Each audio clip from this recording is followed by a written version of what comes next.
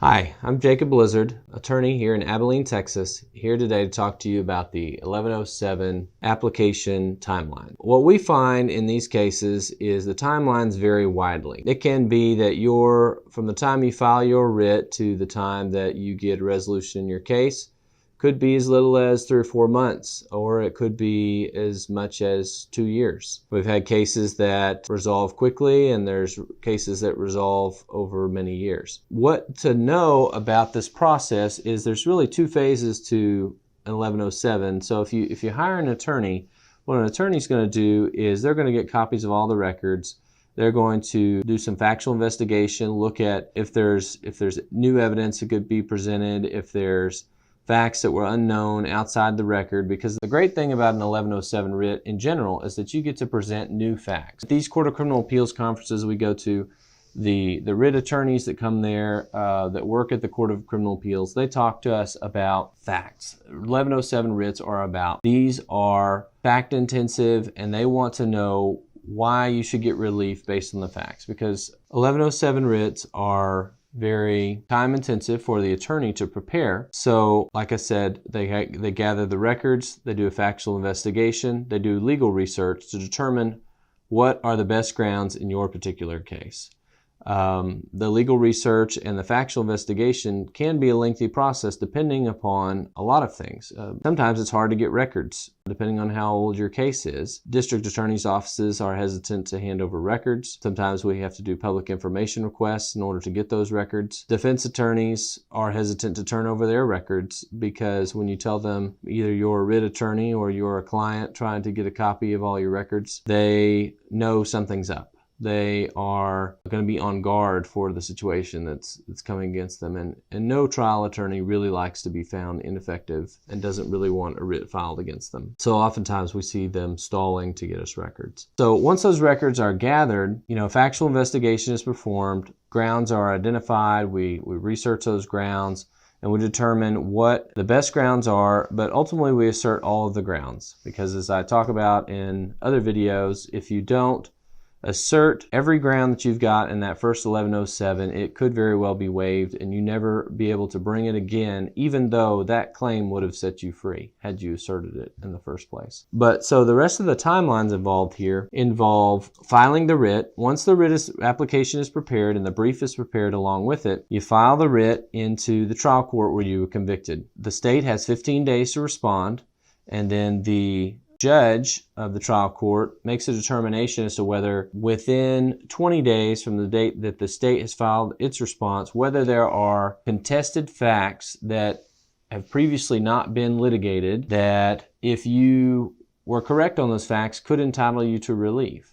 And so what that means is you've alleged ineffective assistance of counsel and you've said, my counsel didn't convey a plea bargain, or he didn't tell me about some piece of evidence. He didn't go find this witness that I told him to go find. Whatever these allegations wind up being in your particular case, the Court of Criminal Appeals ultimately wants to hear from that lawyer and hear what they have to say about facts in the case. And so the trial court has either an evidentiary hearing where witnesses are called, parties ask questions. So you ask that previous lawyer questions about his supposed ineffective assistance. At the evidentiary hearing, witnesses are called.